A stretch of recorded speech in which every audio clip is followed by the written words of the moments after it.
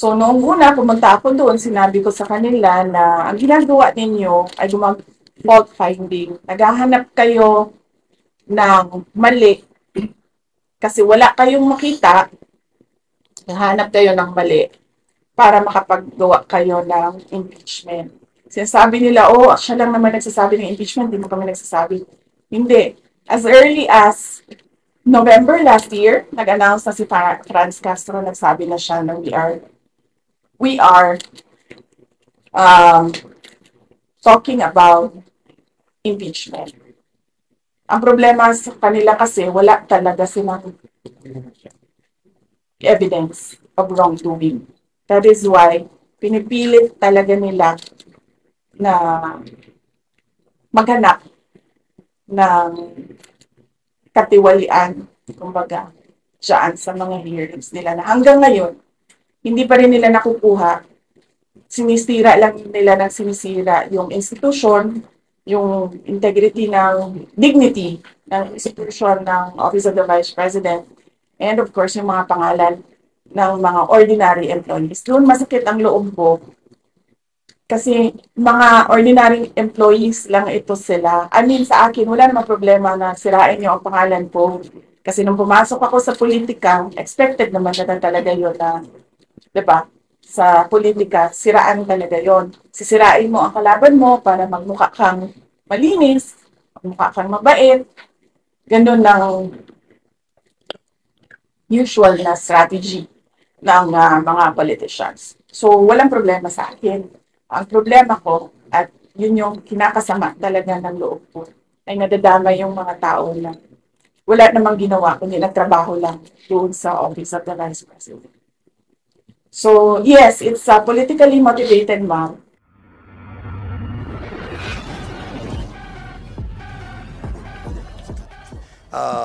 Ano na yan eh, basang-basa na yung ganyang uh, justification. And ako naniniwala ako that we are living in this world no na talagang merong politika ang lahat ng bagay. I always saying that yung dito sa gobyerno, there will always be politics eh.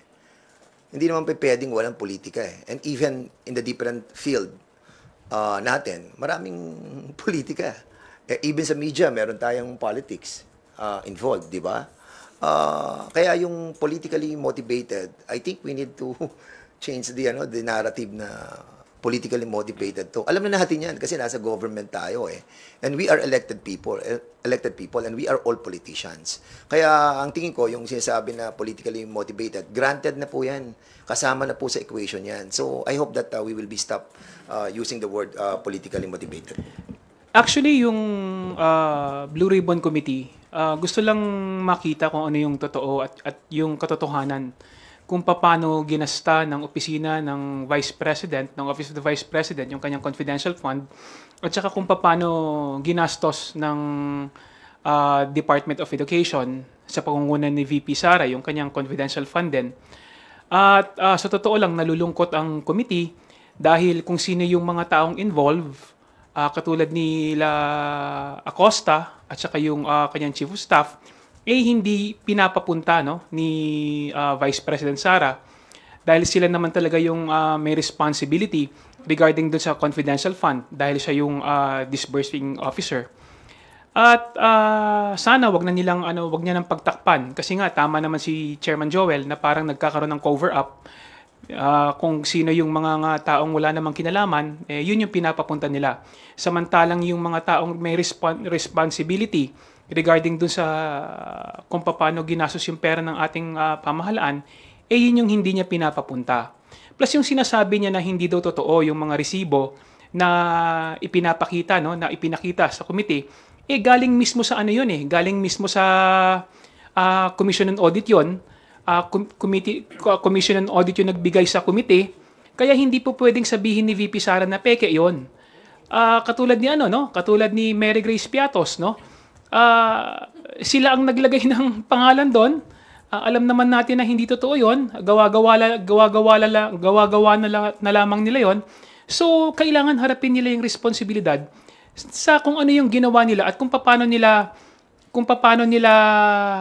niliquidate, no, yung paggamit ng kanilang confidential fund. Siguro, hindi nila akalain na scrutinize masyado yung kanilang pag-liquidate, kaya ganun na lang yung ginawa nila. Tandaan natin, pera yan ng gobyerno, pera yan ng mamamayan, kailangan merong transparency at kailangan may accountability.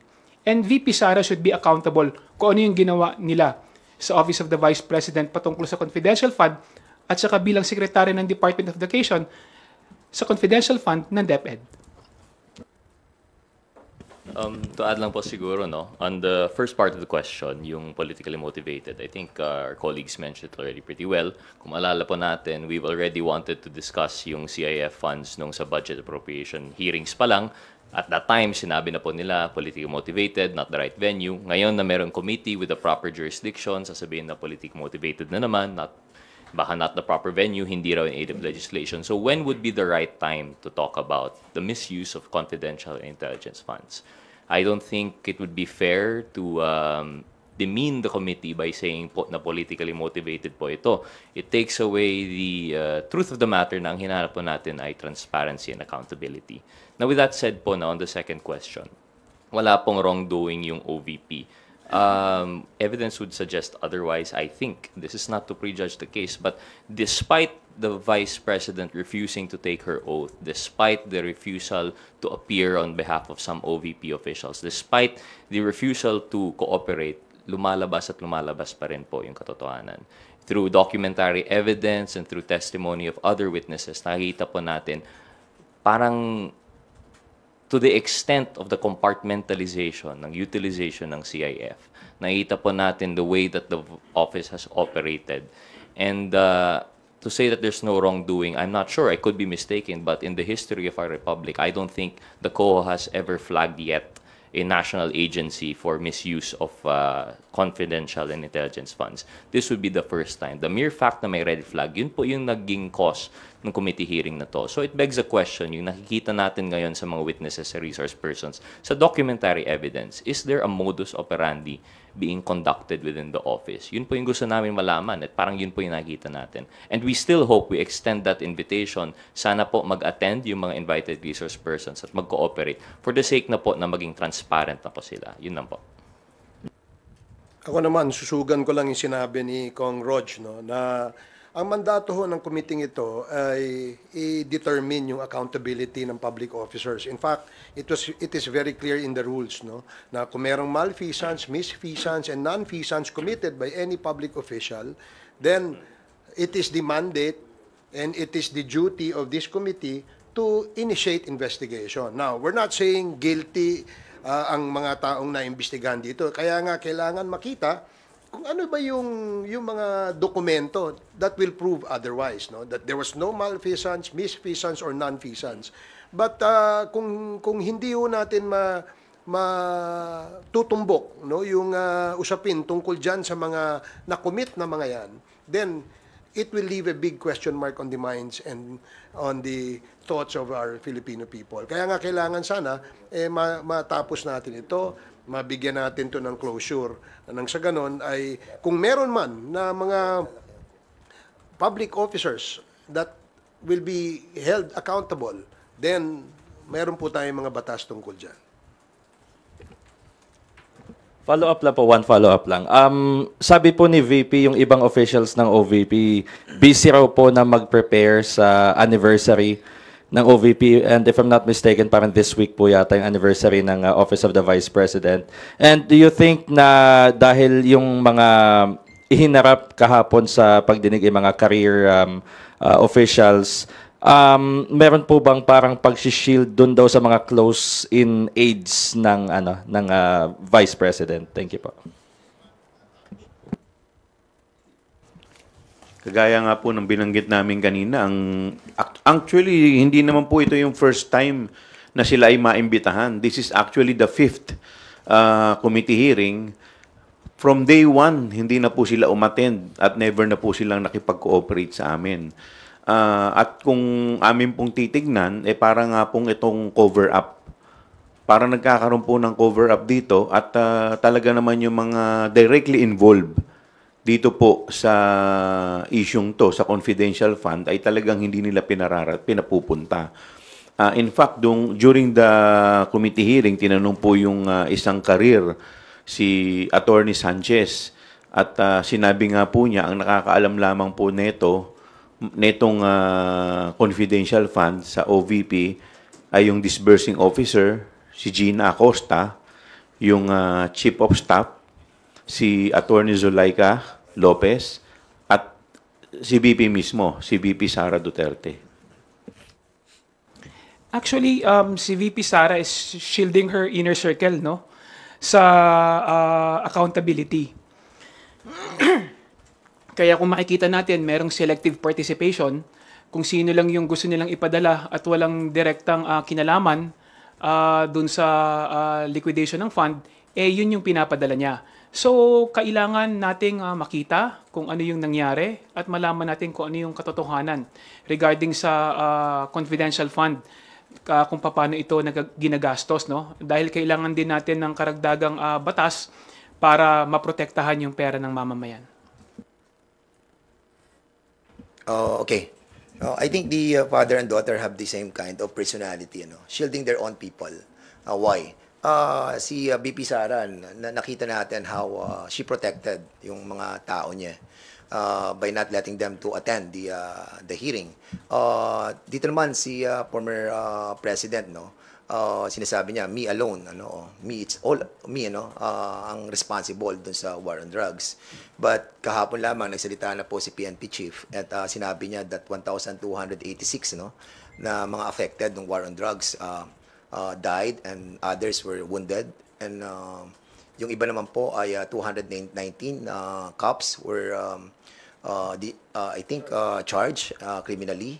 And marami po yung na-charge, almost 200 plus as well. And na-dismiss pala. Meron po na-dismiss, 200 plus. And yung iba, facing summary dismissal as well.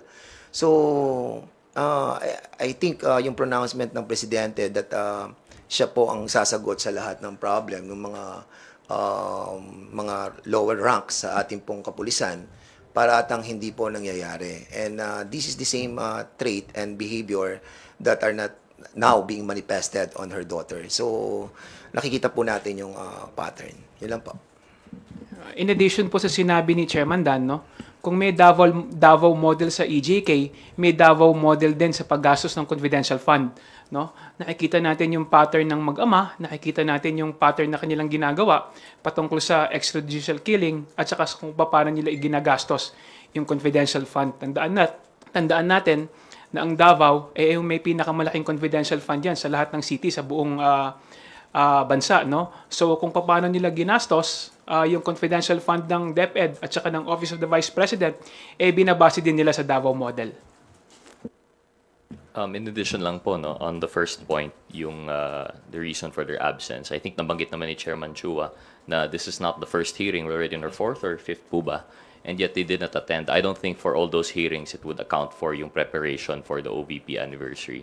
With that said, in addition, even if ito lang po if this is the only hearing that they're made to attend, I don't think equal naman po importance ng anniversary. Every year naman po yun, yung anniversary as compared to a committee in which under fire po yung integrity and accountability ng isang opisina, the second highest official in the land.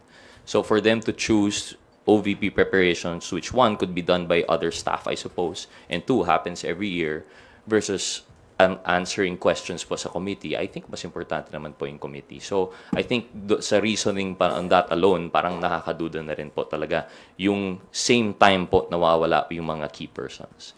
With that said, on the second question po, yung whether there is cover-up of sorts. I think, like I mentioned earlier, ang nakikita po natin in the hearings that we've conducted so far, sobrang compartmentalized po yung OVP in relation to the CIF. And it would appear, based on the records, nakita po natin yung statements ng dalawang resource persons that attended were notarized by an official of the OVP. You couldn't help but think na baka coordinated po yung statements na ito. Kumbaga, sila po yung pina-attend just to assuage or to satisfy the committee na may resource persons. Pero yung pinadala naman, walang kinalaman about sa CIF. Ang alam lang po nila is the issuance of yung cheque, which is not the question at hand. Our question is paano po ginastos yung confidential funds. So with that compartmentalization, nakita po natin, it seems to be po, they're protecting those that have actual knowledge of the fact. And yun po yung kailangan po natin sa committee. Yun po.